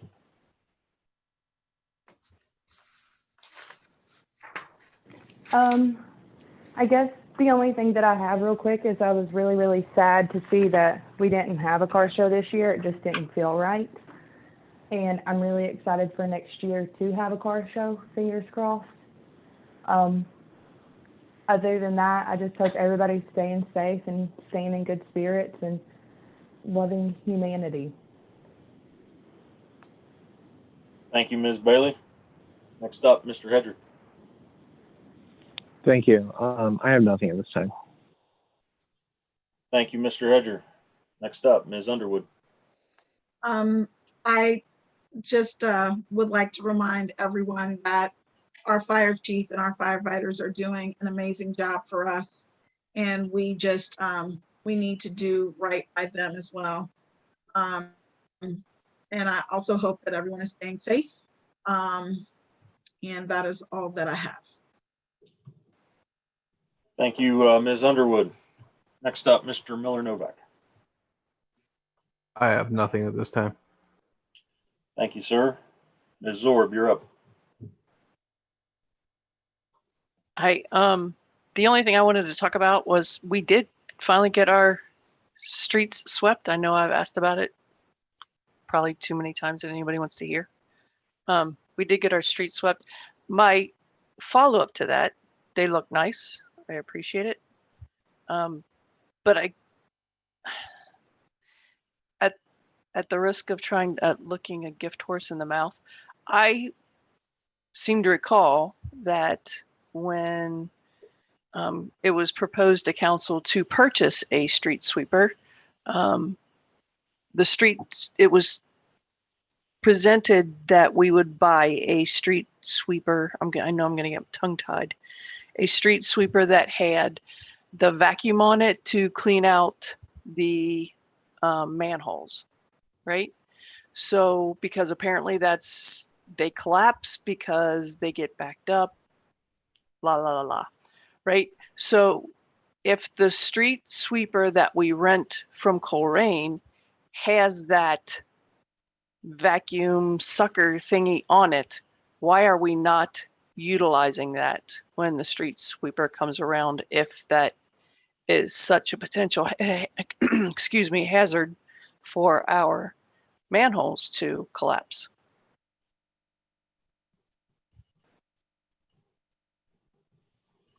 That's all. I guess it's rhetorical.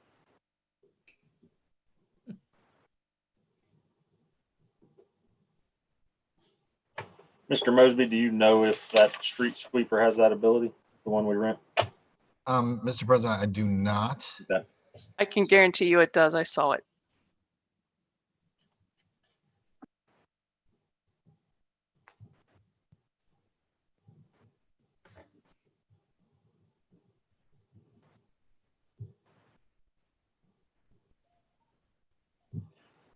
Mr. Mosby, if that is an option, do you want to see what that would cost to have that done?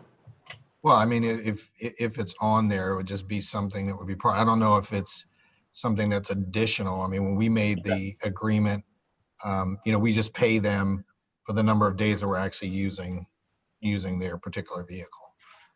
So if it's on there, I'll talk to the public works supervisor to use it. Thank you. Is that it, Ms. Zorb? All right, thank you. Ms. Hartman, you're up. I have nothing at this time. Thank you. Mr. O'Shea.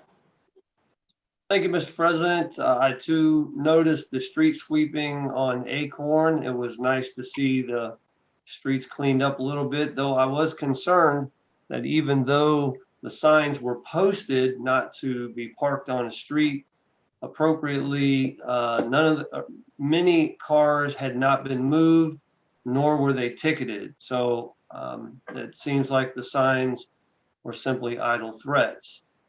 On August the 10th, there was an email from Mr. Dieters that said he was going to, quote, provide a written opinion, end quote, as it related to the mask ordinance, whether it passed because it was 4 votes, which legally it can't, or how that was going to work. So I have not seen anything from Mr. Dieters as it relates to the mask ordinance 8, I believe it was, and I'm trying to figure out what's going on.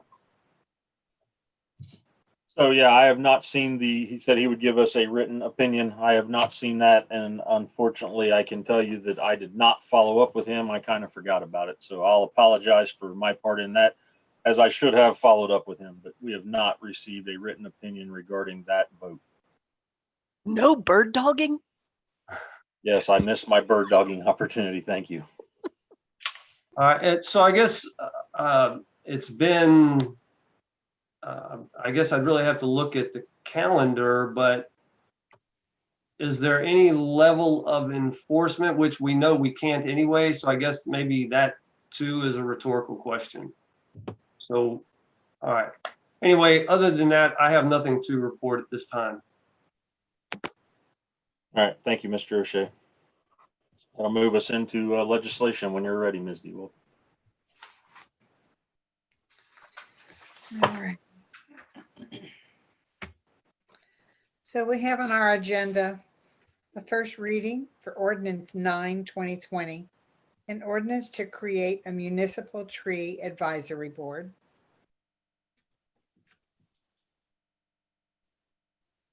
We have a second reading on resolution 13/2020, a resolution declaring the official intent and reasonable expectation of the city of North College Hill on behalf of the state of Ohio. My ink is cut off. The borrower, it looks like it could be. Yes.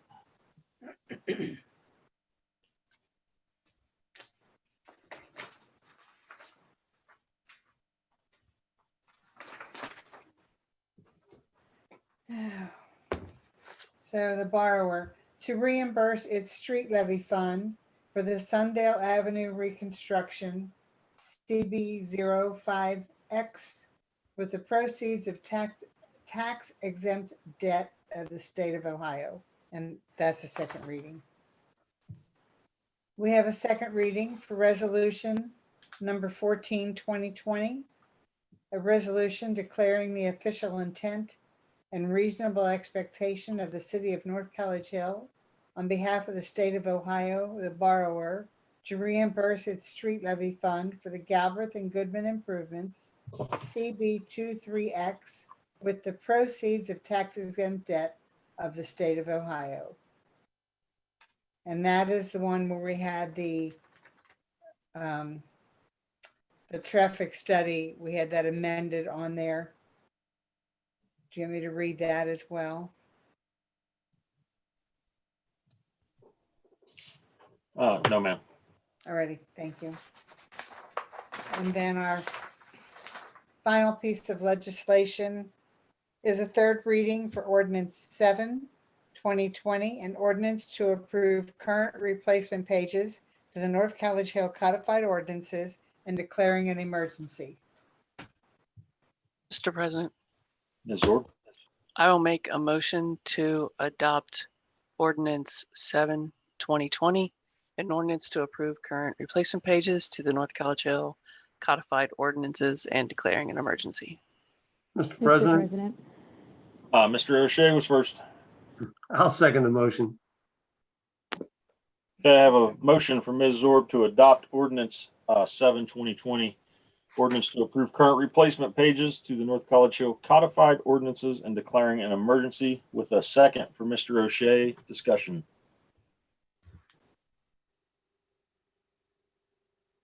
Ms. Dewald, please call the roll when you're ready.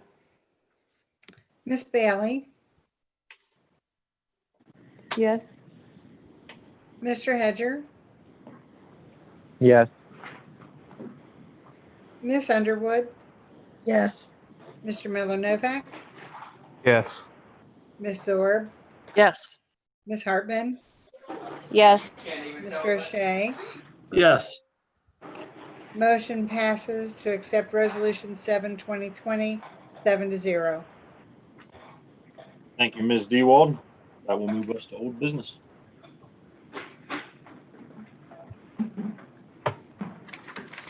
I might need to turn the page. Okay. Old business, anybody? Mr. President, Zorb? could I just ask Ms. Dewald if you could add something like the opinion letter to old business so that we can track it that way? Sure. Thank you.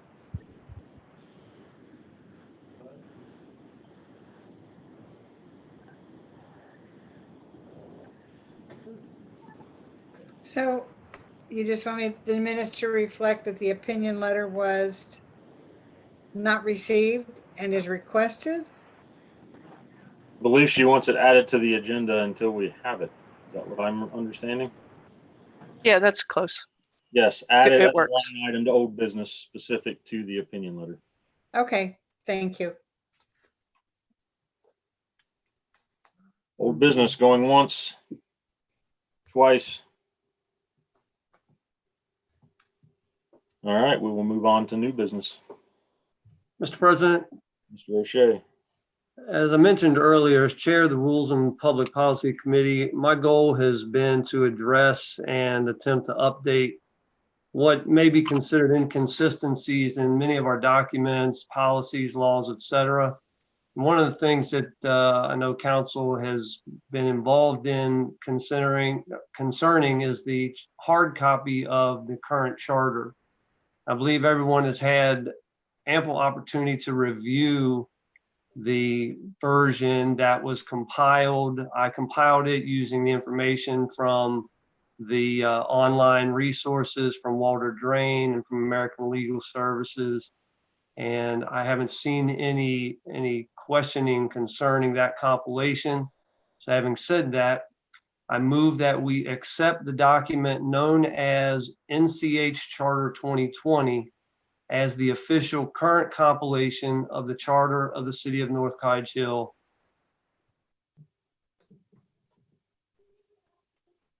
Mr. President, Ms. Bailey. I'll second that. All right, so we have a motion from Mr. O'Shea to accept the document known as NCH Charter 2020 as the official current compilation of the charter of the city of North College Hill, second by Ms. Bailey. Discussion.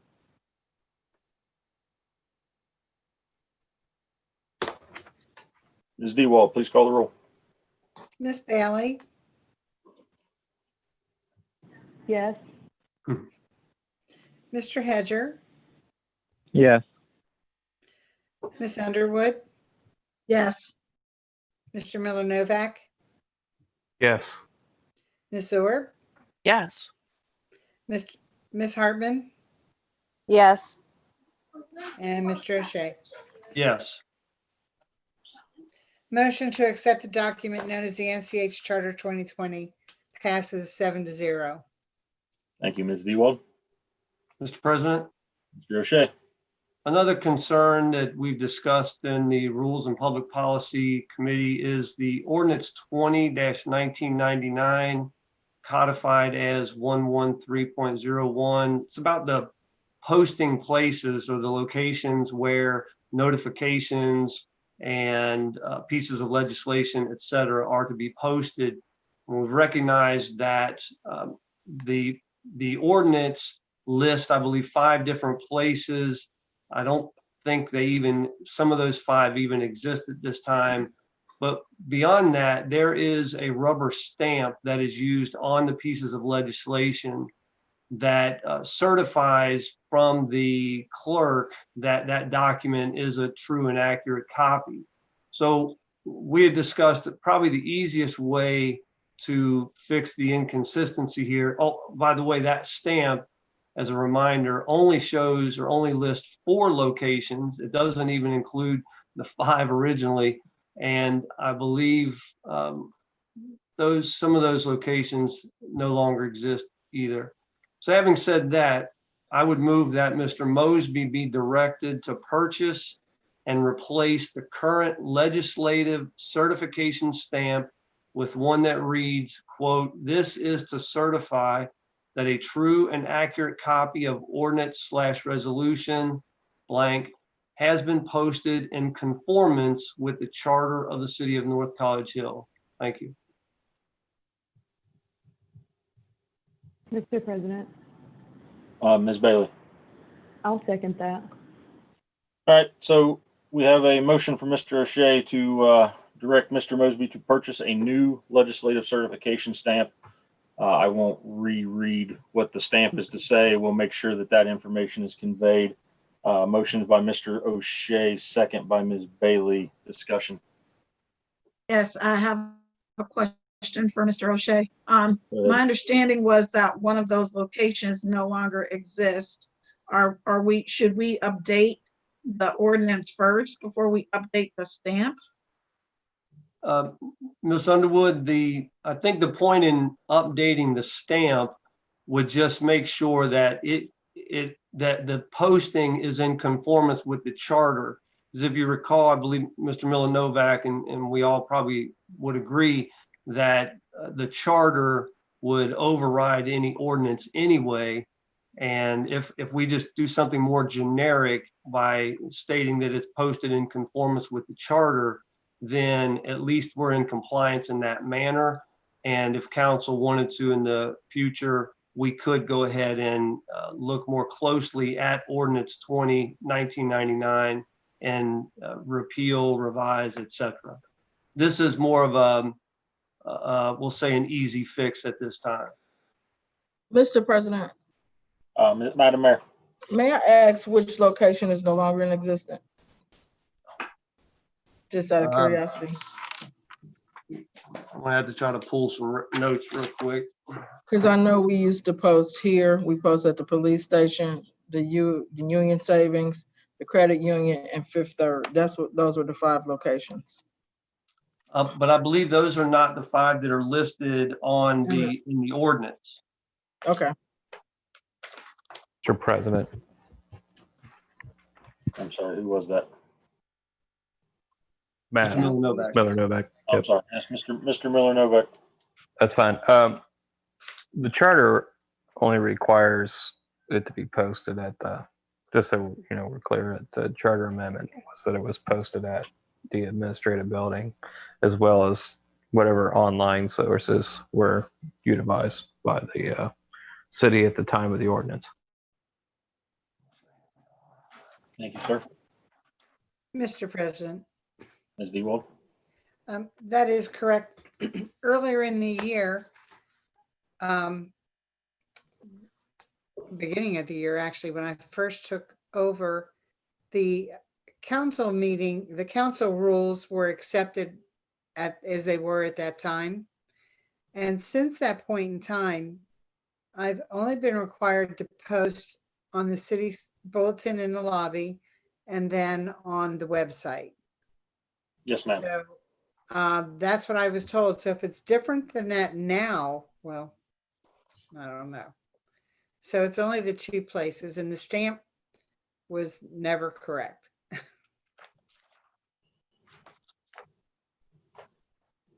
Okay.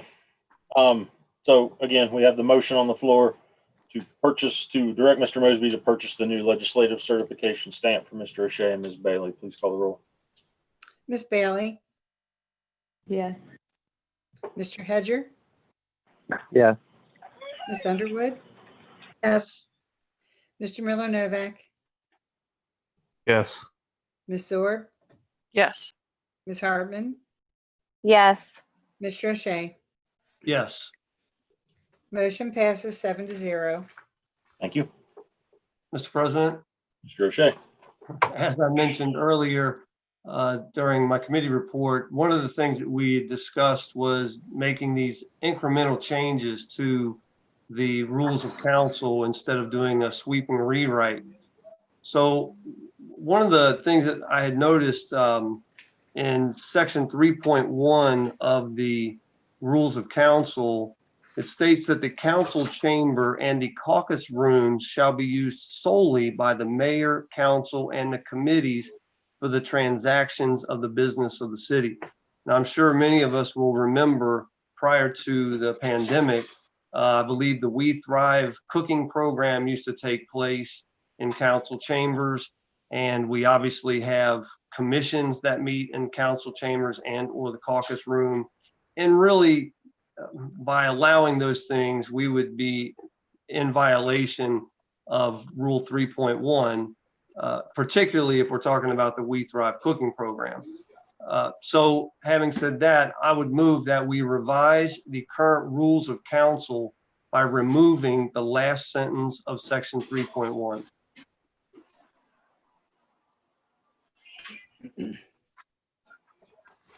Which includes the word solely, correct? That is correct. Mr. I'll second President, that. I'm going to give this to Ms. Underwood. What do you got for me, Ms. Underwood? oh, that's okay. Miss Bailey seconded it. That's all I was gonna do. Okay. All right, motion from Mr. O'Shea to revise the rules of council by removing last sentence of section 3.1, second by Ms. Bailey. Any discussion? Yes, Mr. President. No. Yeah, just simply, I mean, how are we going to, as we amend this? I'm just assuming, Mr. O'Shea, are you gonna, how are we gonna keep track of the amendments as we go? Mr. President. Mr. O'Shea. Yeah, there's obviously the changes. I can make those changes. I had forwarded some motions for ease for the clerk to not have to rewrite everything that I may say in this manner. And she said that she would also be able to revise the document. Great. Mr. President, Ms. Dewald. I would like to add at this time that I could revise these newest ones that are coming my way. The document that I found in the city laptop, I believe what was it, 2018 or something? And I wanted to ask Mr. Miller Novak if he made those final changes in the council rules. So, I mean, what I have in hard copy is someone has taken a pen and lined things out. I don't know that the one on bottom line is, does he have a fresh copy of when he did it the last time? Did he make upgrades to it and now we can work from that? Mr. President. Mr. O'Shea. If I may, Ms. Dewald, the edits that Mr. Miller Novak included in that document that was where sentences were stricken, that document, I cleaned that document up and created the electronic one for a time such as this, because I'd hope that someday we would move forward and begin to clean up that. And if you noticed on that document, in the footer, it does show that that they were the final edits were included in that document from Mr. Miller Novak. So the electronic document that currently exists should have included, and I'm very confident does include, the edits that Mr. Miller Novak made that was approved by the committee at that time, or council. Okay. So could you shoot that over to me in an email so I can put it in file? Yeah, I'll definitely make sure that you have the copy that I believe is the That you appropriate have, copy. because if your hands have been on it, I know it's accurate. Well, I am human, but thank you, Mr. All right, motion on the floor. Please call the roll. Miss Bailey, Yes. Mr. Hedger, Yes. Miss Underwood, Yes. Mr. Miller Novak, Yes. Ms. Zorb, Yes. Ms. Hartman, Yes. Mr. O'Shea. Yes. Motion to revise council rules, section 3, passes 7-0. Thank you. Mr. President.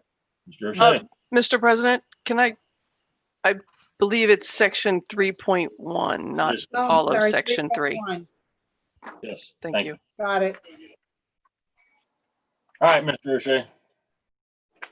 Again, sticking with hopefully our incremental changes.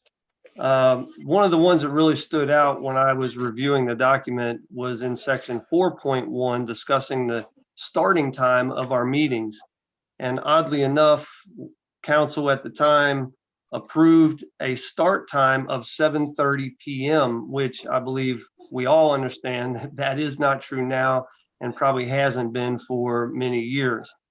So having said that, I would move that we revise the current rules of council by changing section 4.1 to read, regular meetings of the council shall be held in the council chamber as noted on the approved council calendar. Date and time and location of council meetings may be changed by affirmative vote of 2/3 of the members. Mr. President, Ms. Bailey. I'm gonna sink a second in on that one too. All right, so the motion is to revise current rules of council, changing section 4.1, which is around time, the regular time, and that the date, time, and location could be changed by affirmative 2/3 vote of the members' discussion. I did paraphrase Mr. that. President, Ms. Bailey. I would like to say though, Mr. O'Shea, it has been wrong since January because we did meet at 7:30 last year, so we just started that this year, so just months behind, not years. Not that it really matters, but we met at 7 o'clock last year too. Yeah, it doesn't really matter at this point. Yeah. Where did the years Any other go? discussion?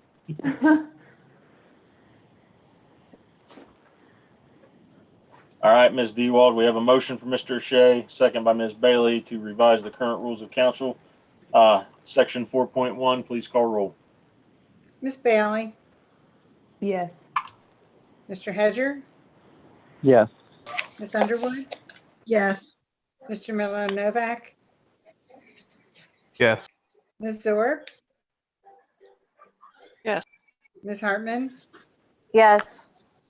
and Mr. O'Shea. Yes. Motion to revise 4.1 of the council rules for the starting time passes 7-0. Thank you. Mr. President, Mr. O'Shea. and to really clean all that up, obviously, I believe it was mentioned earlier that the council rules currently state on the cover that they were adopted for years 2018/2019. And we had, back in January, there was a motion and acceptance by council to continue the use of this document. But I would like to go ahead at this point and move that we revise the current rules of council by changing the cover page to read adopted January 21, 2020, revised September 8, 2020.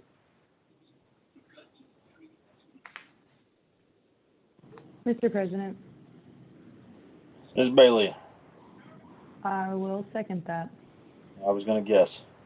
All right, so we have a motion for Mr. O'Shea to revise current rules of council cover page to read adopted January 21, 2020, revised September 8, 2020. The second is by Ms. Bailey. Discussion. Mr. President, Ms. Underwood. I have just a question for Mr. O'Shea.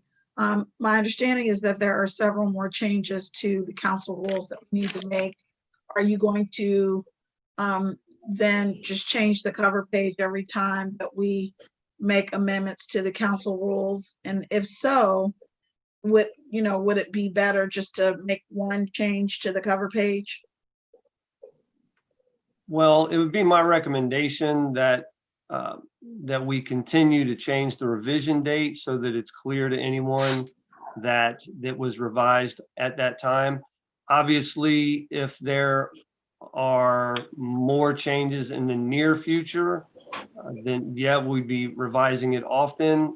It's been at least a year since we've revised them, so I'm not sure who will make a decision to revise them in the future. But it would be my recommendation that we keep a revision date based on, the meeting that it was officially revised through the adoption of the motion. Thank you. Any other discussion?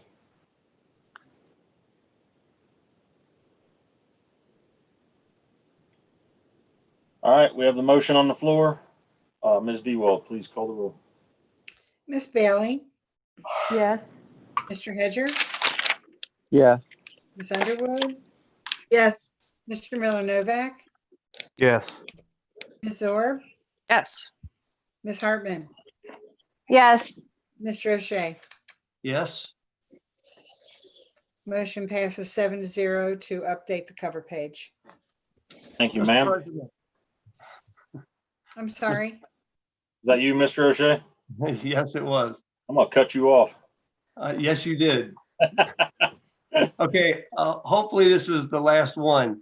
In the very near future, my wife and I will be moving out of the city of North College Hill, and I will no longer be eligible to be a council member. Therefore, effective 5 p.m. on September 9, 2020, I will relinquish my position as a member of the North College Hill City Council. Wow. Mr. President, Ms. Bailey. Mr. O'Shea, excuse my language, that sucks. I hope that you guys enjoy wherever you're moving to, and if you, dude, you've been like a good asset to a team now, and that really sucks, but congratulations. Thank you. Mr. President, Mr. Hedger. I would like to add to that. It is with my regrets that I am resigning from the position from North College Hill City Council.